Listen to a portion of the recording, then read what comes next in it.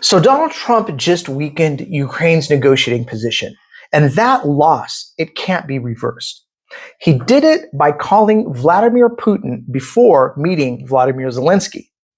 Now, that single choice makes this war harder to end, which means higher risk, longer instability, and fewer exits for everyone watching. And Russia moved immediately to exploit this. So picture the moment. Donald Trump alone taking a call from the man who ordered Europe's largest land invasion since World War II, hours before sitting across from the leader of the country that's actually being invaded. Now, the order mattered, the timing mattered, and the signal, it was unmistakable. Because from that moment on, Ukraine stopped being the center of the negotiation, and Donald Trump, well, he became it. And that's not interpretation, that's outcome. Because within hours of that call, Russia changed the temperature of the room. Sergei Lavrov went public with a claim designed to do one thing: create escalation cover. He said Russian security services had foiled a Ukrainian drone attack on a residence linked to Vladimir Putin. Now, no evidence was released. There's no independent confirmation of this. It's just the accusation dropped into the middle of a diplomacy like a match into dry grass. Now, Zelenskyy, he responded bluntly. He called the claim a lie. He warned that Russia was preparing justification for new strikes, and he did something else, something most people missed. He warned that government buildings in Kiev could be next. Now, that warning, it wasn't abstract. Russia has bombed them before. So here's what happened in plain language. Donald Trump centered himself as the intermediary, and Vladimir Putin used that opening to inject chaos. And Ukraine was forced to defend reality instead of negotiating security. No institutions, no systems, people made choices.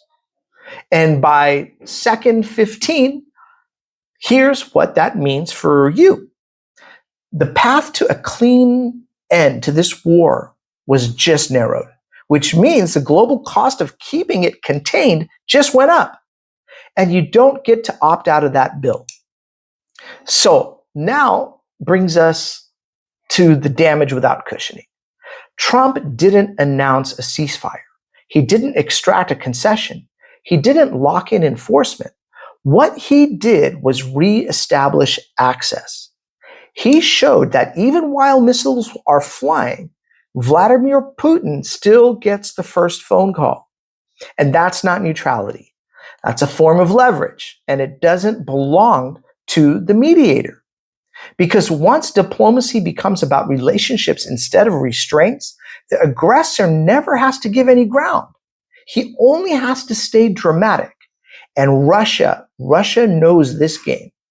Accusation first, outrage second, escalation framed as response. Now, Zelenskyy understands this pattern because he's lived through the consequences of believing paper promises. In 1994, Ukraine gave up nuclear weapons in exchange for security assurances. Now, those assurances didn't stop tanks, they didn't stop annexation, and they didn't stop this war. That's why this time Zelenskyy didn't ask for language. He asked for duration. 30 years, 40 years, 50 years. Commitments long enough to outlast elections and personalities. Now, Donald Trump actually didn't reject that idea. He said he'd think about it. That pause is where Russia actually lives and thrives, though, because delay favors the side that can escalate faster, and Russia has spent years proving it can do just that. So now comes the mechanics, right? Briefly and only once.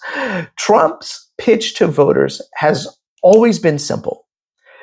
I can end this war fast, 24 hours. That was the promise. We are now far beyond that clock. So what's changed? What changed this week? It wasn't policy, it was posture. Instead of forcing Vladimir Putin to choose between withdrawal and isolation, Trump framed the war as a misunderstanding between two leaders who just need the right conversation. That framing collapses the only difference that actually matters, because one man crossed a border with an army, the other did not. And when you flatten that distinction, pressure doesn't distribute evenly, it flows downhill. Ukraine is asked to prove restraint. Russia is allowed to perform outrage. And the mediator, well, he becomes the stage. So try to think of it like this. Like, it's a fire set by one person in a crowded building. The arsonist demands a meeting. The firefighter agrees, but compliments the lighter first.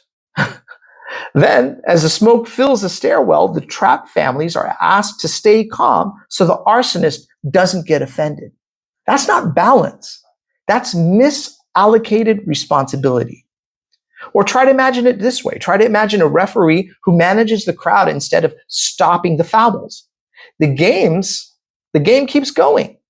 The injuries pile up, and everyone pretends order still exists because the whistle is loud.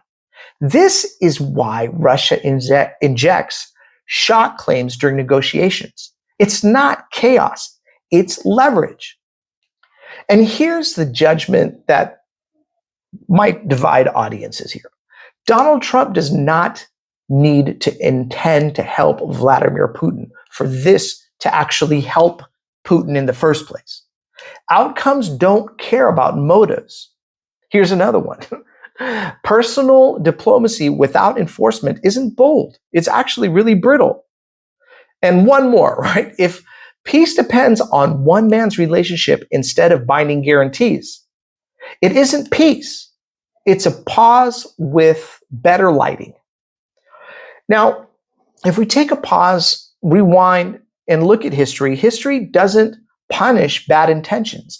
It punishes weak structures. And here's the predictive question you should sit with. If Russia can escalate rhetorically during negotiations without consequences now, what incentive does it have to stop escalating later? That's the pattern forming. Donald Trump gains the appearance of decisiveness. Vladimir Putin gains time and narrative space. And Zelenskyy gains uncertainty layered on top of survival. So what do you guys think? Do I have this all right? Do I have it all wrong? Put in the comment section below. I look forward to reading and replying to all of your guys' comments. And thank you again so much for watching me here on The Baseline.